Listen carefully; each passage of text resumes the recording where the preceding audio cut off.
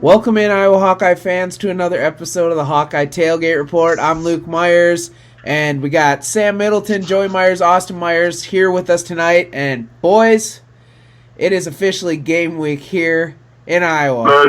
Let's go! Yeah, buddy! Been waiting for this week for a long time. This is going to be the longest work week of the year, probably by far, I'd imagine. I already tanked it in. Oh, yeah.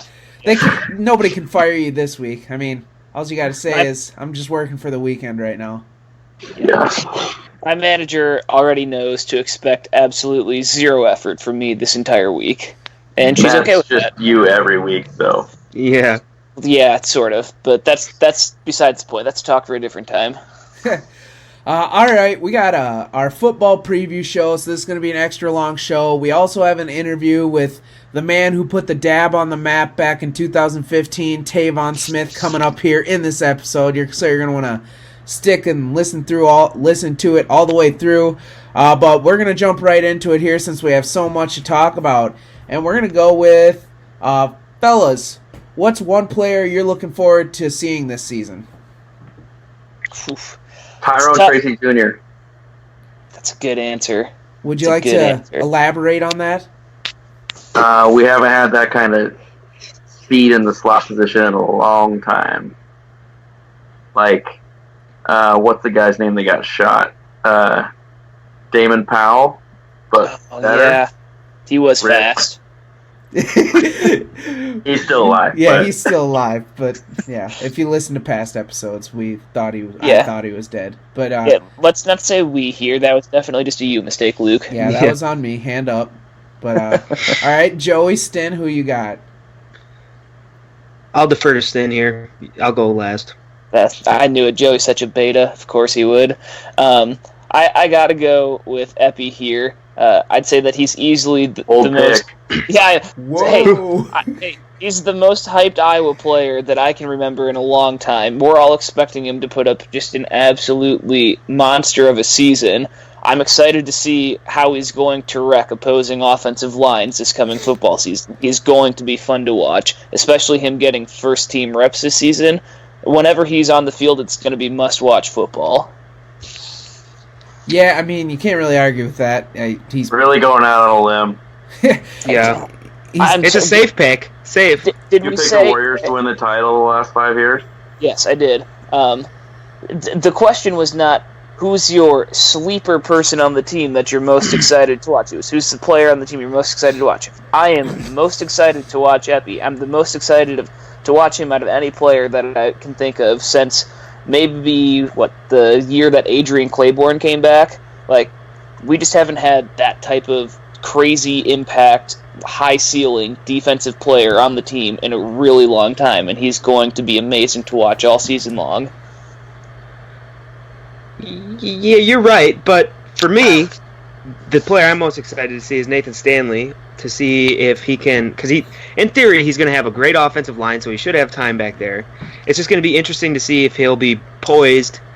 Like the Penn State game last year, every time they showed him, he looked like a deer in headlights. So I'm just excited to see if he could show more composure back there, and if he has worked on hitting the long ball when it's open. I think he could have a huge season if he improved on those two things.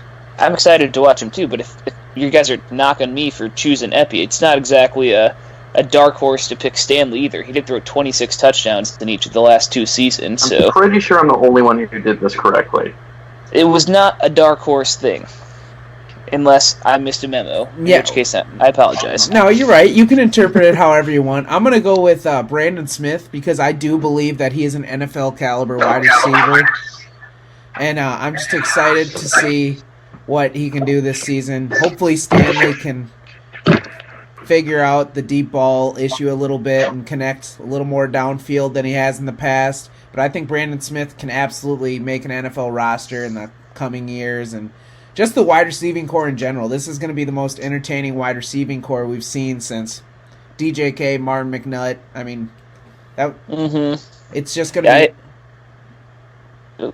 Yeah, I was just going to say, I agree with you, Luke. I don't think that, as a whole, our wide receiver core has been this highly regarded, not just by like fans and the media, but actually by the coaching staff in a really long time. I mean, we've had really great tight ends the last 5 seasons, but our receivers have always been lacking. And even if you just read the quotes from from Kirk and Brian and the position coaches, all of them are really high on our receivers this year. So I expect big things out of that entire position group this season.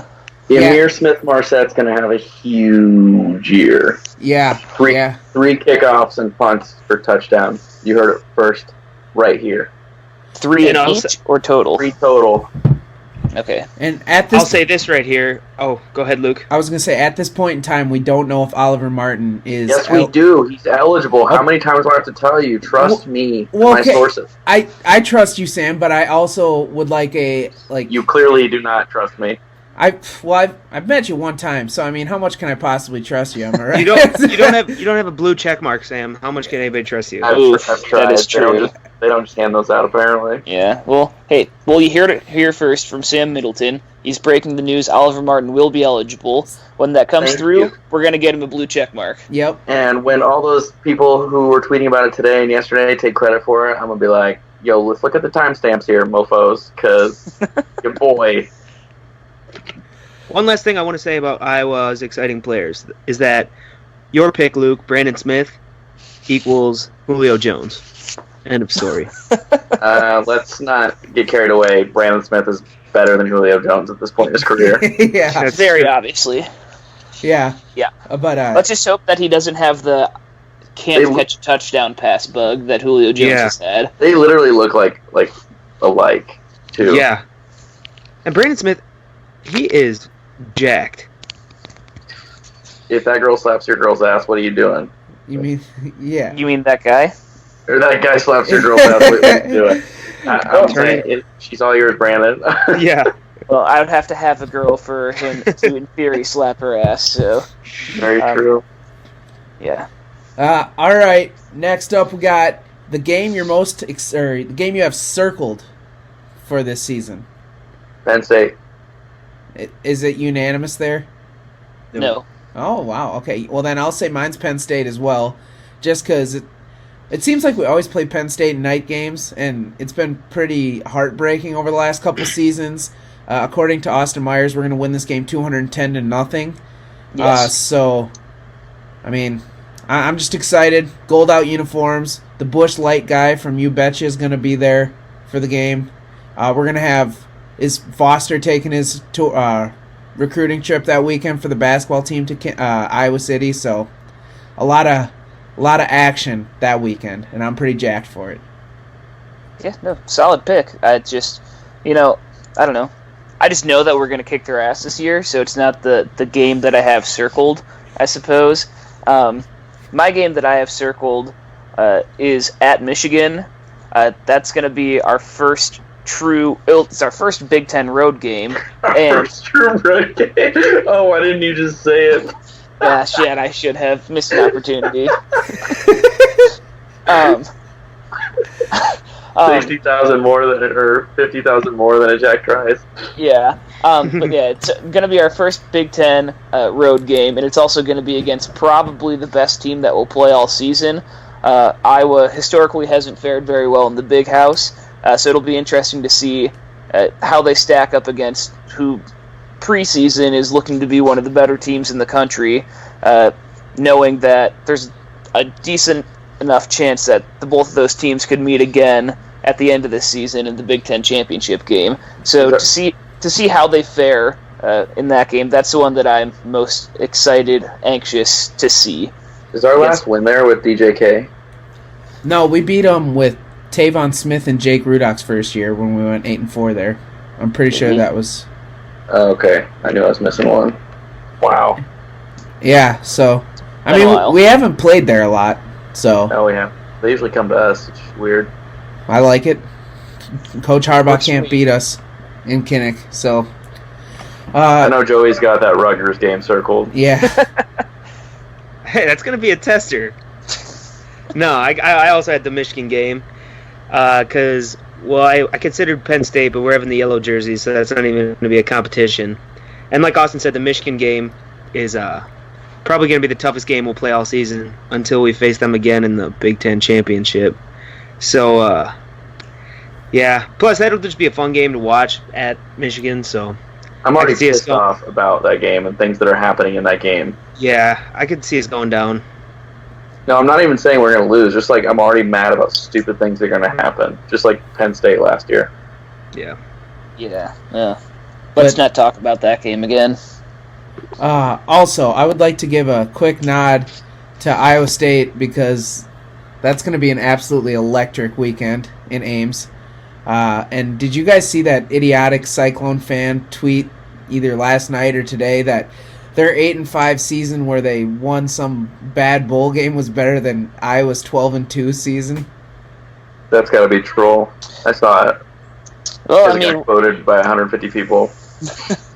when you're an Iowa State fan and that's the best season you've had in the history of your football program, and the Alamo Bowl is the most prestigious bowl you've ever played in, you don't have a whole lot to go off of. So, and also, if you're an Iowa State fan, there's something totally not clicking upstairs for you anyway. So it doesn't surprise me to see that they were saying that.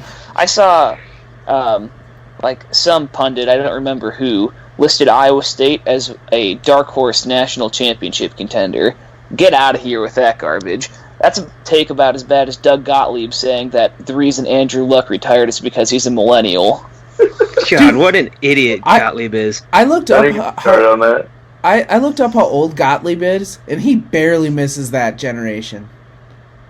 Like, Did you see the ratio on that tweet? yeah, He's not good. What an idiot. Let's get ready to ratio. All right. That was just one of the most trash takes I've ever seen. There was a bunch Dan of Dawkins tried to give him a run for his money, too. Yeah, Yeah, he did. go figure. Now we're going to power rank our top 5 teams in the Big Ten for this upcoming season. I'm just going to take the reins with this one and go first. My number 5 team is Northwestern. I know they lost their quarterback last year, but I feel they have one of the best coaches in the Big Ten. They don't get the best talent, but I really like Fitzgerald, and he always is a pain in the ass for Iowa, and we're better than them, but he always has our number, it seems. My next team, number 4, is Penn State. I don't really know what to say here. Everybody seems to be high on Penn State, but they lost their quarterback and backup quarterback from last season and their running back. But people still like them for some reason. I like them more than Nebraska because I think Nebraska is just a steaming pile of dog shit. So that's why I put them there. Number 3, I got Michigan. Jim Harbaugh is a fine coach. He's a very Bo Pelini-esque coach or Kirk Ferentz-esque coach where he's going to get you those 8-9 win seasons. But I don't think he'll ever get you over the hump to get to like the national title, which Michigan fans want. Nonetheless, they still get all the talent in the world because the pedigree there and the Jordan brand. Number 2, I got Iowa. I think the West is theirs for the taking for the most part. Wisconsin's definitely down. I don't think Northwestern will only lose one Big Ten West game again this year. Nebraska's dog shit, as I've already mentioned in this little segment. And then number 1, I got Ohio State. I mean, the Ohio State. They get 5 stars all the time. I mean, they lost their coach, but bringing a guy who's within the program to coach now, I don't know. They're not going to drop off, so. Can we talk about this? Is it even fun being like an Ohio State or Alabama fan? Like, knowing you get all this talent, you don't have to develop it at all. It's just like, oh, here you go. Yeah.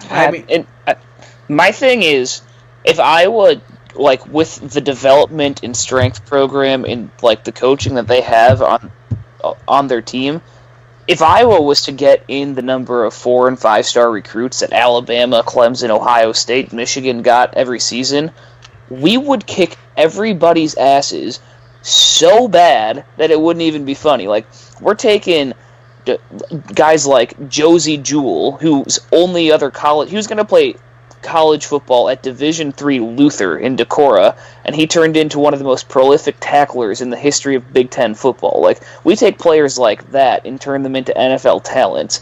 Alabama's of the world, they have people that, if they could go right to the NFL, they would try to. That's how good they already are.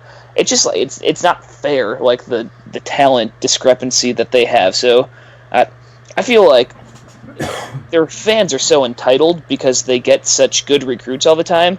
But like I feel like as a program, they're actually not very good at developing those players and helping them reach their highest potential. Yeah. As opposed to where a program such as Iowa takes all of the rough, under-recruited players in the nation and turns them into first-round NFL draft picks. Yeah, I don't know how it would be fun to be an Ohio State fan, especially since you have all that talent and still get bodied by a middle-of-the-road Big Ten team every year, derailing your national championship season. So, yeah, that is it's always a night game at a Big Ten West opponent too. That's the one where they just absolutely shit the bed once a season. Yep, without fail. all right. Who wants to give their top 5 next? I'll go. Mine is pretty similar to yours. I'll start at the top with yours truly, the Iowa Hawkeyes, led by Nate Stanley. And then I got Michigan, and then Ohio State, Penn State, Wisconsin. And I went for a bonus one. I gave us a bonus here. Coming in at number 14, I got Nebraska. So there's my power ranking. Sneaky good pick. I have them at 15, right behind Western Michigan. But oh yeah, forgot about them. I like that. I'll go next. I'll start at number 1, like Joey did. So number 1, I have Michigan. As much as I want to hate them, I do think that they're probably the most talented team in the Big Ten this year. Number 2, I have Ohio State, kind of, as we were just talking about, just the pure raw talent on that team in terms of, recruits. It's not possible for them to not be a good team. Number 3, I got Iowa. Number 4, I got somebody that neither of you had on your list. I have Purdue. This might be recency bias with them having beat us the last couple of years, but they're returning their quarterback and as well as an all-American wide receiver. They just absolutely can torch the field up and down with their receiving core. I think that they're a sneaky good team. And then at number 5, I have Michigan State. And to be perfectly honest, I think the only reason that I've even put them at number 5 is because my sister's boyfriend is a Michigan State fan, and he's probably rubbing off on me a bit, so I put them in the list at number 5. I'd say he is rubbing off on you quite a bit. Hilarious. You said it on the T there, Stin. All right, Sam, what's yours? Oh, I gotta do one of these things? Yeah. Iowa. Just kidding. I also have Michigan number 1. Beat Ohio State University 2. I really want to put Iowa 3. But until we can beat Penn State, I'm not going to do it. Penn State 3, Iowa 4, and then I like the Northwestern pick at 5 as well. Man, I'm the only one that had the Hawks 1. You guys are some haters. I had You're them just at 2. insanely biased. Yeah. I mean, don't get me wrong, I love these Hawkeyes as much as anybody, but I have to also try to take some facts into consideration and not just do a complete homer pick. I thought Fact about number 1 as well. Stanley has a rocket arm. That's all you need to know. It's too much of a rocket arm. He always overthrows the deep ball. Yeah, well, he's Yeah, figuring but now he's going going to to be throw the throwing reins all on it this over year. Martin. He's just going to be gliding Yeah. to the ball, You know what? floating through the air. Can we flip the script on the whole Stanley isn't good at long balls? How about we just turn it into the Iowa receivers haven't been fast enough? How about it's their fault? I Maybe. can distinctly remember Stanley's first year playing at Minnesota. He threw a ball deep down the left side to ISM, and it hit him right on the hands and bounced right into the hands Oh of the my defender God. for an interception. So they've had opportunities, and it's just they've not Did necessarily. we lose that game? No, we won. We haven't lost to Minnesota in a while. We beat them The last last year. 5 the year years. before. No, less than that. I think the last time we lost to them, didn't we lose like 50-something to 0 in Minnesota? I was It was there. real embarrassing. Yikes. All right, now, before we move on and do the Tevaun Smith interview, we're going to do some over-unders. So I got some numbers here for you guys, 5 numbers. And you got to tell me if you think it's over or under that number this season. So the first one we're going to get off here is 26.5 touchdowns for Nate Stanley this year. He had 26 each of his first 2 years. I think 26 ties him with Chuck Long for most in school history for a career. Does he get over 26.5? I'm going to go under. I'm going to mark He doesn't these down. have T.J. Hawkinson and Noah Fant to throw to. I'm hammering the over on this. I think that with the upgrades that we've got at receiver this year, he definitely gets over and sets that career mark for touchdown passes at Iowa. He's going for 30 this year. All I right. don't think that's up for debate. And I, too, will take the over just like Stin and Joey did. I mean, So what do I get when you guys are wrong? You Well- pessimist, Sam. we'll total all these up here, all these over-unders, and then we can talk about that. All right? All right. Okay. Okay, the next one I got is 14.5 sacks for Epinesa. Under. Over. Over. I am taking the over as well. You guys are insane. There's Four- no way. He had 10.5 last year, playing like 48% of the time. On situations where he absolutely knew it was a passing situation, and he is going to get double-teamed all game long. I just think that our defensive Honestly, line Golston depth might is- get more sacks than him. It doesn't matter if they double team him. Yeah. The best players on the field find a way. Even if they do double team him, they're going to give Golston room, and then eventually they're going to have to. Teams are going to adjust for that as well. I mean, it's like the Anthony Nelson thing too. And Brady Reeves going to get hella sacks. I think that somebody on our defensive line that people haven't really thought about who's going to be a monster is Davion Nixon. I think he's going to be an absolute stud this season. Also, I don't think he'll be that much this season. I think next year he'll produce a lot more. also I think shout he's out going to be good. shout out to his dad. He's one of our big followers on Twitter, so he always likes our stuff. All right. Thank you, Mr. Nixon. Yeah. All right. So the third one I got is 4.5 touchdowns for Brandon Smith. Over. Way up. Someone's got to catch it. Everybody, Someone's- pump it up. Punchers. Someone's got to catch taking the Stanley's 30 touchdowns. All right. So the over gets Burrito hammered lift that there. shit through the roof. Yeah. All right. Next one. I have 2 left. 2.5 rivalry trophies. Again, Pump it up. you got to pump it up. We're bringing them all home this year. Yeah, We taking them. only have one to bring home, and that's the Outland Trophy up in Wisconsin. But besides that, yeah, they're all staying in Iowa City. Sam? Over. Yeah, I'll take You the got over to too. pump it up. I do think there's a chance we lose the Cy-Hawk Trophy, unfortunately. Can we talk about this for a second? Why do people think we're going to lose that game? I what think the we're the hell? better team. I just think I don't The know. last 2 times we've been in Ames, we have faced so much adversity and come away. This team is But- so much better than both those teams. Yes, this Iowa State team is so much better too, though. Yeah, but I will never be phased by an Iowa State team as long as I'm alive. Yeah, I agree. They And I literally have a lost hard- their best 2 players. I have a hard time believing Kirk Ferentz is phased by any Iowa State team as well. Also, Iowa State's used to playing in the defense optional Big 12. When they face an actual national top 15 caliber defense that Iowa's going to be putting on the field, they're going to shit the bed. I would That's have, And they're coming off a bye week, which is advantage Iowa big time. I would absolutely If I- take another 6-4 game or a low scoring 13-3 like last season. I mean, and also Iowa's basically coming off a bye week. We're playing Rutgers week 2. That's basically a bye. Hold the Yeah. phone. Hold the phone. Let's not pass Rutgers like they're nothing. Back in 2016, we played them. The year after we went 12-0, and we beat them 14-7. So, Did we still beat them? Yes. but We're like- line control and clock management. More like suckers.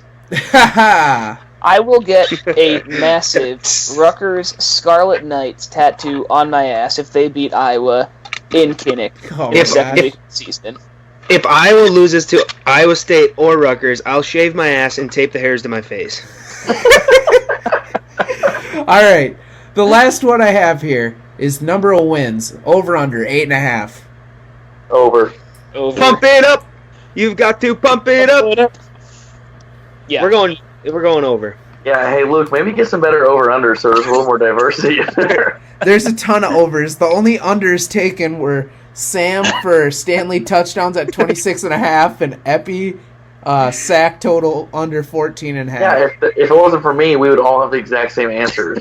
Well, I mean, I thought these were very fair numbers. This is what we do. I'm pretty sure the Vegas number is 7.5 for wins, and That's blasphemous. Vegas sucks anyway. I think Smith had 3 touchdowns last year. So I mean, the numbers weren't that crazy. 2.5 He's for going to- Yeah, I mean, Smith also had like 2 of the best tight ends that have ever played at Iowa on the same team. In college football. Yeah.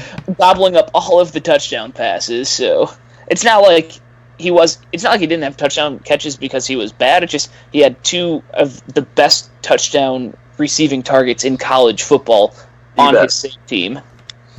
Yeah, I Sure. agree. I agree. I think he's going to go off. He's going to get 20 touchdowns this season and get drafted in the first round right along with Jackson, Wirfs, and Eppy. 4 Hawks in the first round. Mark it down. Stanley. And 5. My God, we're going to have a year. All right, we're going to move on here to the Tevaun Smith interview. Hope you enjoy it. Next up on the Hawkeye Tailgate Report, we got former Iowa football starter, 1,500 yards in his career, 7 touchdowns, currently plays in the CFL, Tevaun Smith. How you doing today, man? I'm good. How are you doing? Oh, doing great. Thanks for coming on the show. Greatly appreciate it. So this is your first year in the CFL, right?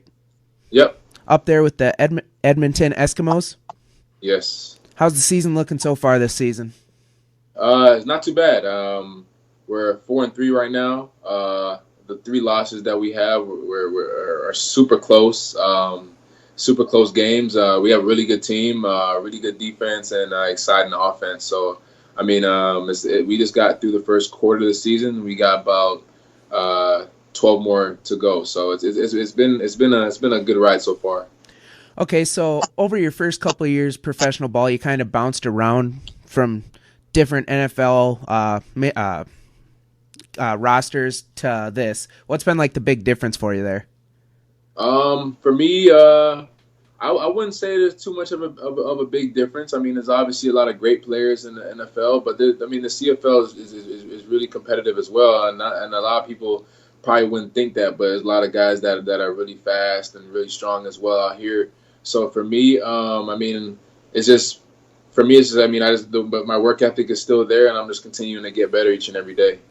So for people who aren't familiar with the CFL, like when's the season run from? You guys are kind of in the middle of it right now, I know, but right. So we started camp started mid-May, and we pretty much started from there. We had 2 weeks of camp going into the 2 preseason games, and went right into the season that started basically in June. So it's been kind of quick. Everything's been going kind of fast. Something I'm not really used to, but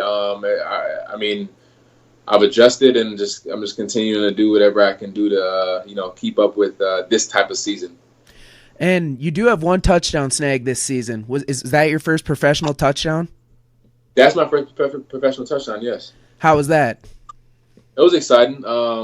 Really exciting, actually. So I had a lot of friends from back home watch, and they definitely were excited about it. And I'm trying to get back in there again. So we'll see. Yeah, hopefully a lot more. You did have a nice little celebration on that one. I saw that on Twitter. So, so we're gonna move on to your playing time at Iowa. What was your favorite game when you were with the Hawks? I have a lot of favorite games, but a couple that stick out were our win against Pitt. I believe that was in 2016. Yeah. And then obviously winning winning the West and going to the Big Ten championship. I'd say all of those games we're tied for second because I mean all the games were real good. A lot of them were close, and there was a lot of big moments in that game that showed a lot of team play to get us to where we were at being 12-0 that season. Yeah, obviously, I'm fairly young. I'm like 24 years old, so that season is basically the highlight of my Iowa football fandom right now. But I need to know one thing. Was the 2015 Big Ten title game the best competition you've ever been involved with? I definitely would say that, yeah, for sure. Just the stadium, the atmosphere, just how loud it was and how excited everybody was to play that game. And I mean, it's too bad it came down to the last drive, but it was definitely an exciting game and one of my favorite games to play in because of the atmosphere. Was the 85-yard touchdown the biggest catch you've ever made? It was one of. I'd say it's one of the biggest catches. I had a couple. I remember one against Michigan my sophomore year when we beat Michigan in the last. The one-handed. That one down the middle. That kind of got some points on the board and gained some momentum for the rest of the game. So that would be one of them. And then there's I believe there's one more. I think we played in Nebraska, and I had a long pass, or not a long pass. It was actually a short pass, but I took it for a touchdown. I forgot how many yards it was, but that was probably two other catches that I can remember that were pretty big in key moments of the game. Have you watched the 85-yard touchdown? It's kind of hard to hide from it because a lot of people always post it and retweet it. So I always see it. I never go and watch it on my own, but whenever I do cross paths with it, I watch it a couple times. Just like, damn, we were just that close in that game, right? So yeah. Have you ever heard the Gus Johnson call from TV of it? Yes, I did. Okay, I was gonna say that's like my favorite. Is my favorite Iowa football play of all time because, like you said, we had hope. We were 10 minutes away from getting to the college football playoff Big Ten champions. Exactly. So yeah, exactly. And did you make the dab popular on that play? I'd say it was pretty popular before that, but I mean, I wouldn't say I made it. Take the credit. Yeah, you take the credit. But it was I take part of the credit for it, just a little bit. You at least made it blow up in Iowa. I think that's a safe. At least in Iowa, of course. Yeah, exactly. In Iowa, I definitely, for sure, I'd say that. Did you plan it, or was that just like a heat of the moment? Whip it out there. And I didn't know I was going to do that until I scored. To be honest. That was a great play, great celebration. And what was like just the team confidence after you took the lead in the fourth quarter? I mean, how was everything going there? There was a lot of momentum after that, and the team was fired up. Coaches were fired up, and we were doing whatever we can we were pulling everything out to win that game. And I mean, like I said, too bad we came up short, but I mean, it was definitely a memorable moment, and I hope the Hawkeyes now that are playing there, they kind of try to use that as motivation and try to be better than the 2016 team. And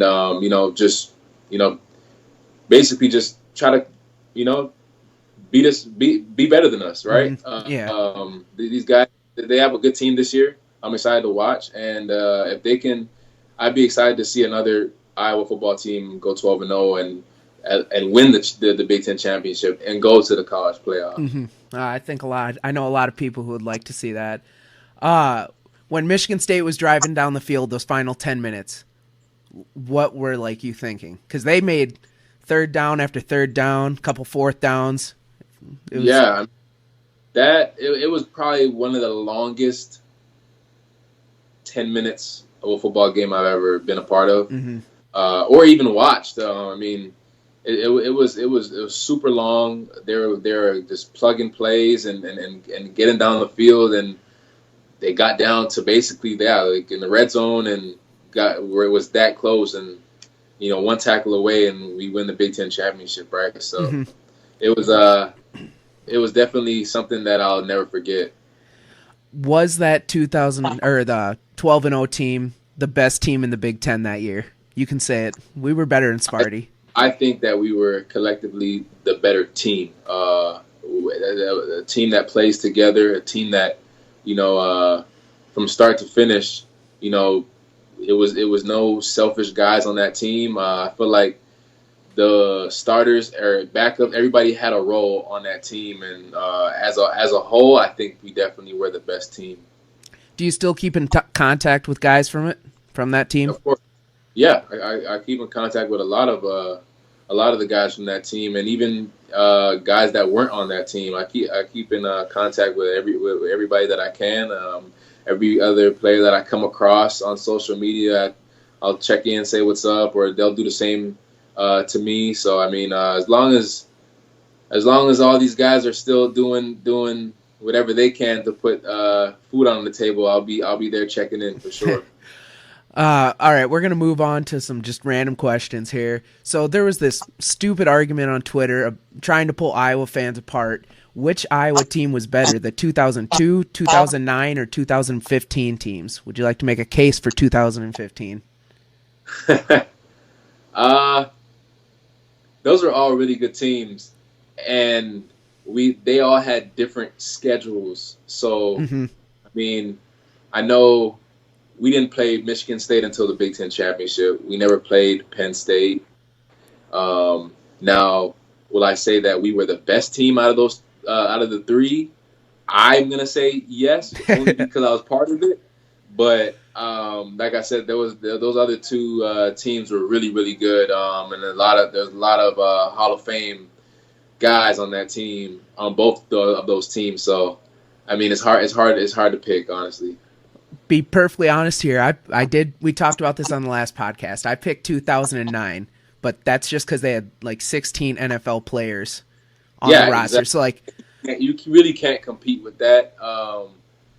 But yeah, like I said, I mean, the record speaks for it. But at the same time, they had key players on their teams, and like I said, a lot of guys that are Hawkeye legends. So, all right, I like that answer.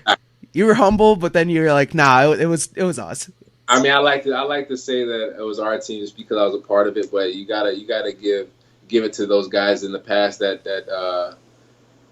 had great NFL careers, and some of them are probably still playing now. Do you still follow the Hawks though? You kind of mentioned a little. I'm assuming you do.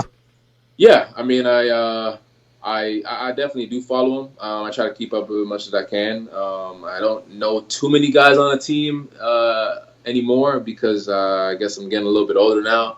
But yeah, I'm definitely keeping up. I'm excited for the season. I can't wait to see Stanley because he's in that number 4.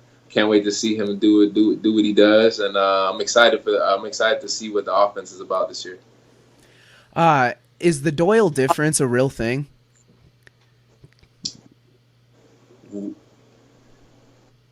What do you mean by that? Because every player that walks on or comes on to Iowa and plays football for them, they end up looking just absolutely ripped and is Chris Doyle hit? I'd say Chris Doyle is definitely one of the best strength coaches in the country, if not the best. When it comes to, even when I left Iowa, you don't really realize how good he is until you leave.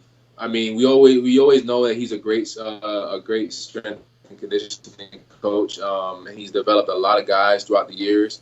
But when you leave and you see how much respect he gets from around the NFL and just around everywhere, I mean, I've trained in the off season with different trainers. They know who Coach Doyle is, and I've obviously been on a few teams. They also know who Coach Doyle is as well. So, I mean, when I left, I realized, Coach Doyle was definitely a really, really good strength coach, and he helped me get to where I am now and pushed me to really be great. And, I mean, the development that he has over there, and the system that he has is working, and he's gonna continue to do what he does, and elevate all those players on the team now.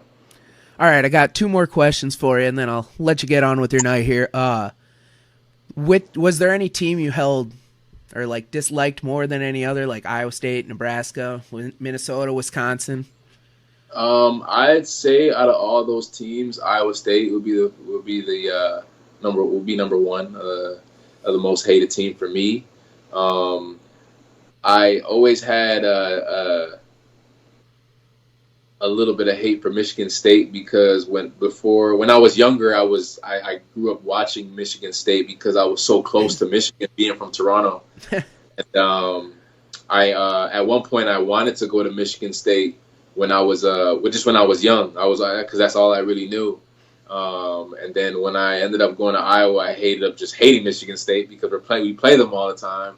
So I mean, it was kind of disappointing when we lost. And then I actually have a teammate on my team now that played at Michigan State that year as well, and beat us in the Big Ten championship. And he plays corner, so I go against him every day, and I just think about that. I think Michigan State versus Iowa all the time when I'm in practice. So, and one more here. What makes Kirk Ferentz so good at developing players? I would say his consistency. He's even killed. Like he knows what he's doing. He's been in the system for a very long time. He knows how to coach. He knows how to develop players, and I mean he's gonna push you to your limit. I mean that's what makes him a great coach. He's really consistent with what he does. He's never up and down.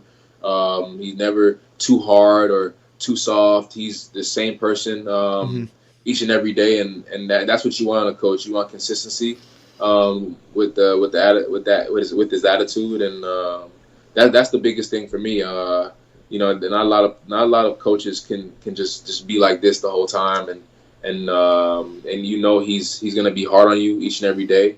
And yeah, that's what makes him a great coach, and I'm grateful that he was one of my coaches, and he helped me get to where I am.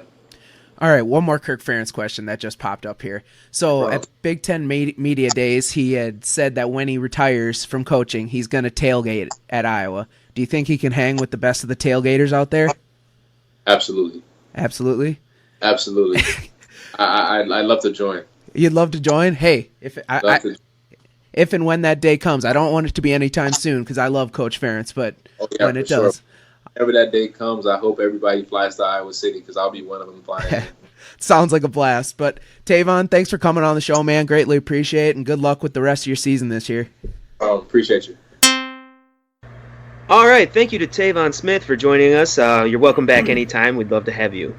And now we will go into a new segment that I'm introducing. It is an Urban Dictionary segment where I look up each college we're playing on Urban Dictionary each week, and I will try to find something that makes them sound terrible. There wasn't all that much about Miami, but it says the state university in Ohio that wishes it could be more like its older sibling Ohio University, populated by rich assholes who like to feel as if they are superior to everyone else. At Miami, you are what you wear. A school also known for their successful athletic teams, which garner no student support. And then, so since there really wasn't all that much content there, I thought, okay, well, what else about Miami, Ohio? Other than that, they're a big party school, apparently. I knew that Ben Roethlisberger went there, so I typed in Ben Roethlisberger, and I'll read you what I found out about him that is appropriate, somewhat. So, Ben Roethlisberger, A, an overrated quarterback that relies on a running attack to manage a football game. Typically 14 for 24, 208 yards, outgained by the running backs. B, an extremely white quarterback that tries to act black, despite going to Miami University, Prep City. Usually found at a post-game press conferences wearing a huge silver cross that hangs about 2 feet from his neck. So that's pretty much what I got there. And then I also just typed in Iowa City just to see what they had about that. And I found this fun fact. So in 1995, Playboy magazine nominated Bird's residence dorm as the top 10 place to get laid in America. Wow. Nice. I didn't know that. They don't call it the Dirty Birds for nothing. And it came from Urban Dictionary, so it's got to be true. So Right. That's quite the honor there. That's quite the honor. Yeah. So we like that. All right. Well, I mean, not much on Big Miami hopes, and huh? Hawaii. Yeah, big hopes, huh? All right, Joey, what do we got next?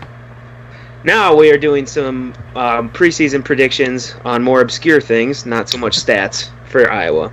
So we'll start with who do you think is most likely to win the Heisman? And who would like to get us going on that? Most likely to win Heisman from our team. I was gonna say, I'll get us started on this one. I think that Stanley is most likely to win the Heisman on this team, just because I think that Eppy is going to be the best player on our team, but it's so much more difficult for a defensive player to garner the type of national attention and respect to be considered for the Heisman, that I think that if Stanley just goes off this year and throws for like 35 touchdowns, he has a lot better chance of being in the Heisman contention than Eppy does. So I'm going to say Stanley has the best chances of winning the Heisman on this Iowa football team. Yeah, I'm going to go with Stanley, too. I mean, that's basically the only obvious answer. If he throws for 30 touchdowns, Iowa wins 10 games, he's probably in Heisman contention, you'd like to think at that point. So, yeah, I'm going to ride with Nathan Stanley there. it's Brandon Wenger, and it's not close. I'm actually going to go with Amir Smith-Marset because his playmaking ability in the return game and the fact that he's going to probably catch like 8 or 9 touchdowns this year. Ooh. That's a lot. I like it. Stay tuned. Or Oliver Martiner's a dark horse. Ooh, yeah. Do the right thing, NCAA. They already did. All right. And then I got AJ Epinesa, just because he already has the national spotlight on him. People know him. Plus, he's just going to be a freak. I mean, 3 of us just said he was going to have over 14 and a half sacks. So, assuming he gets at least 15 sacks, he'll be a finalist if he gets over 15. If he gets 15 sacks, That would be a defensive year for the record books. yeah. What did Sue have? What did we decide Sue had that one year he was good? Six, It was only like 16, It wasn't that many. I thought it was 14 something. I don't know. But yeah, It was- if Eppy gets there, he'll be in the conversation. Yeah. And True. then we also have here most likely to be ejected for targeting. I would like to go first on this one, and I'm going to go with the sneaky pick. I'm going to ride with our fullback, Brady Ross. I mean, let's picture Stanley throwing an interception here, right? Brady Ross is going to truck it downfield, and he looks like a mean son of a bitch. I think he could try and take off some heads, so I'm going to ride with Brady Ross there. Okay. That's a nice pick. I do. I like that. You don't see it on the offensive side of the ball very often, but I like it. For my pick, I'm going to go with Eppy, and that's because I think that he's actually physically going to decapitate somebody on the field this season, and if that doesn't fit the definition of targeting, then I don't know what does. So for that reason, I'm going with him.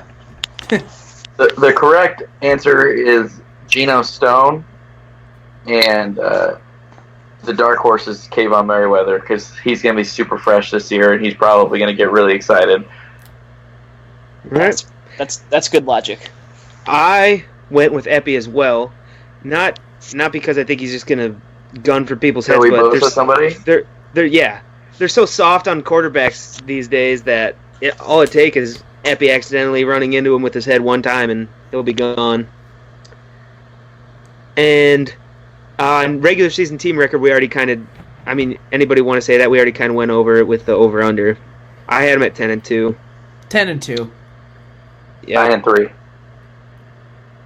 I don't. 10-2.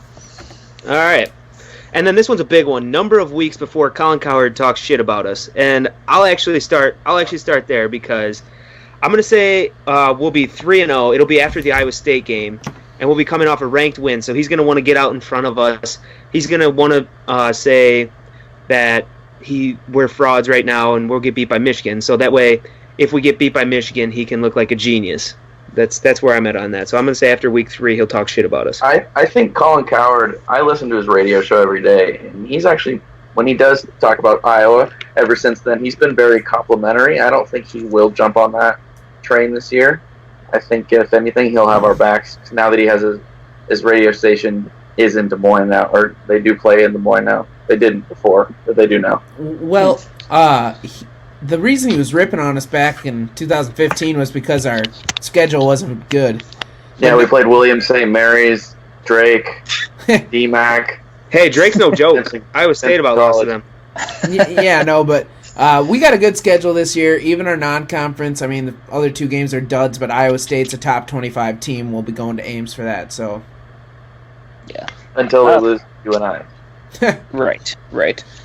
I think that give it 1 week, he'll probably start talking shit about Iowa just because he's going to revert to his old ways, and there's not going to be a whole lot of storylines coming out of the first week of college football, so he's going to think, who is somebody that I've consistently ragged on that I know I can get ratings for because all of their fans will be pissed off when they see that like clipping from the audio. So I'll give it 1 week and he'll start shit talking Iowa again. Okay, next one. Most likely to score a touchdown on a trick play. Who would like to get us going wait, here? didn't you skip one? Oh, okay, we can do that. Yeah. Major headline no one saw coming. Okay, so my headline... Luke must have a good one. Yeah, my headline is Kirk Ferentz is indeed Matt Campbell and Scott Frost's daddy. So Well, I kind of saw that coming, I think, though. I wouldn't say nobody saw it coming. I don't know. Anybody else got another one? I have either Worse or Eppy comes back for their senior season. Oh, please, Eppy. Oh, God, that would be huge. I can honestly see Eppy coming back. Yeah, me too. Worst is gone. Yeah. Yeah, I would be gone if I was Worse. So is Alaric Jackson. That's fine. We're offensive line you as well as tight end you. Yeah. It's true. All right. I did not come up with a major headline that no one saw coming. I didn't make it that far, but Sam, did you have one? Oliver Martin transfers again. Whoa! What? You shut your mouth. Yeah, you bastard. So on to most likely to score a touchdown on a trick play. Luke, would you like to start us? Amir Smith Marset. Thank you. That's who I had. Yeah. My whole pick. I got Smith Marset. Actually, no. Smith Marset wasn't catching it. He was throwing it. Smith Marset to Stanley on a Philly special versus Penn State. I thought about that too, but Write it down. There's no way they're going to send Stanley. We're going to out. have the yellow jersey swag going. It's going to be incredible. Michael Sleep Dalton. That's my pick, too. I like it. That's a good pick. Yeah, you got a 6'1", 212-pound, 27-year-old punter. If you're telling me that he isn't going to absolutely just truck through somebody on his way to a fake punt touchdown, you are wrong. Now which one we got? Are we going to move on to the... Oh, no. The last one's just who are we going to play in the Natty. I had Clemson. Just because I want to play Trevor Lawrence. I love his hair. Utah. Give me the lowest Utah. football championship game ever. Nobody would watch that. I would bet so much money on that not happening. Do it. Well, you can. I went Clemson. Yeah. I went Clemson too, just because You guys are insane. got some friends down at Clemson, and I'd love to see the Hawkeyes beat the shit out of the Tigers. So. You mean over at Clemson? I'm gonna go I'm gonna go with Georgia. I'm gonna say that they finally make it over the hump this year, get to the championship. I would love to wax Notre Dame. That would be cool. I feel But they'll show way before then, yeah. I feel we addressed this a few episodes ago when we were That's how much it means to me. The hatred for Notre Dame is real. All right, is that all you got, Joe? That's all I got. Alrighty, so we got two more segments here. Austin's going to do a rightful rant. So what do we got, Stin? All right. Full disclosure, I did not prepare this before the show. We were going through some of the earlier segments, and it kind of just came to me. So I'm just going off the cuff here, so bear with me. How goddamn pretentious does Ohio State University have to be to try and trademark the word the? It is literally the most used word in the entire English language, and they think because some jackass back in the 80s started referring to Ohio State as the Ohio State University that they can just trademark that word. Their fans are the most obnoxious in all of sports, and they're so entitled because, oh God, they piss me off. But just the fact that at an institutional level, somebody there is like, let's take a word that is used millions of times by every single person that walks this earth every year and trademark it so that we can make money off of it. Screw you, Penn State. Ohio State. Ohio State. Ohio State. God, I got so pissed off I even forgot. I got a rant about Penn State, but that's a very different topic. And to back up your argument, you just said that word 10 times in your rant. So, oh God. Yeah. Specifically, the fan that comes to mind for me when I think of Ohio State that really pisses me off is that one fat bald fucker that always paints his face, and he's got those beads around his neck, and the camera always goes to him, and he's like looking so fucking fat and smug. Oh God. Hawkeye Elvis, greater than fat bald guy. Correct. 100% on board with that. Not particularly close. Yeah. Yeah. So that's my rant. Oh, that's Nice a good rant. one. We're on fire with the rants right now, guys. The segment's pretty young, but we've had some good rants thus far. Yeah. And now we're going to move on to our final segment of the day. Thoughts from space with our anonymous guest, Space Cowboy. Austin, what has he got? All right. Thoughts from space for this week. Okay, so power ranking the top 5 Big Ten teams. Michigan, Ohio State, Michigan State, Iowa, Wisconsin. And not Nebraska. Game you have circled. Wisconsin. We have to beat those sister fuckers to have a chance to win the West. Gotta do it this year.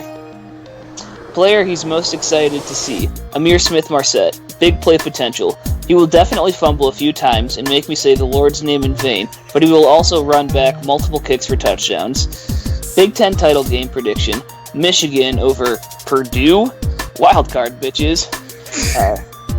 Preseason predictions from Joey's list. Heisman winner, Eppy. Ejected, Geno Stone. And it will probably happen, probably against Iowa State, and I'll probably castrate myself after. 8-4 regular season.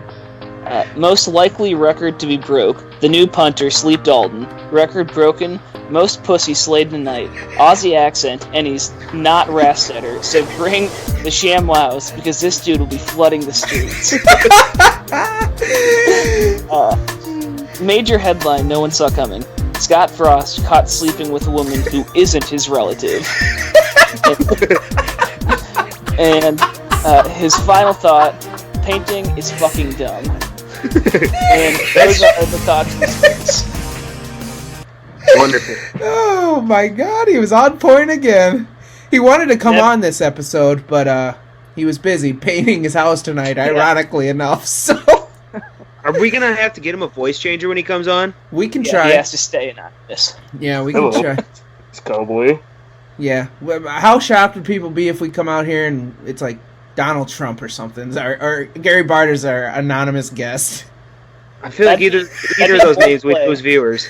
Yeah, that'd be a bold play on not saying that it's not Gary Barta, but just saying because Space Cowboy has publicly mocked Gary Barta multiple times in the past. Space Cowboy is actually Oliver Martin. Ooh, get it going. Hot Stay streets. tuned. Stay tuned next week to find out. All right, fellas, you got anything left to say before we wrap up the episode? One final thought. Today is National Dog Day, so shout out to my sister Aubrey's dog Piper. Yeah, Shout out to my sister. Piper, barely know her. Yeah. I would also just like to wish Nebraska the worst of luck this football season, and I hope they don't win a game. Yes, I can get on board with that. All right, guys. That's going to wrap up another episode of the Hawkeye Tailgate Report. It's football season. We're going to be doing these once a week during football season now, so a bunch more podcasts coming out. Just a couple notes. Austin Myers officially has a Twitter, everybody. So go heckle him. Austin, what's your Twitter name? He I doesn't. think it's Gotta look. do I remember? He doesn't know. I think it's Myers_Austin, but I'm not sure. Mine's Myers_Luke. Wow. Nope, it's just at Myers Austin, no underscore. Oh yeah, so go follow him if you want. He's definitely gonna get drunk and tweet some really borderline stuff. So if you're into that, go follow him. Also, I tweeted out last week that if this episode gets 500 downloads and Oliver Martin commits or is deemed eligible, I will get a tattoo of a tiger hawk on my body. So let's try and make that happen, everybody. Thanks for listening. Here's to a 12-0 season, and go Hawks.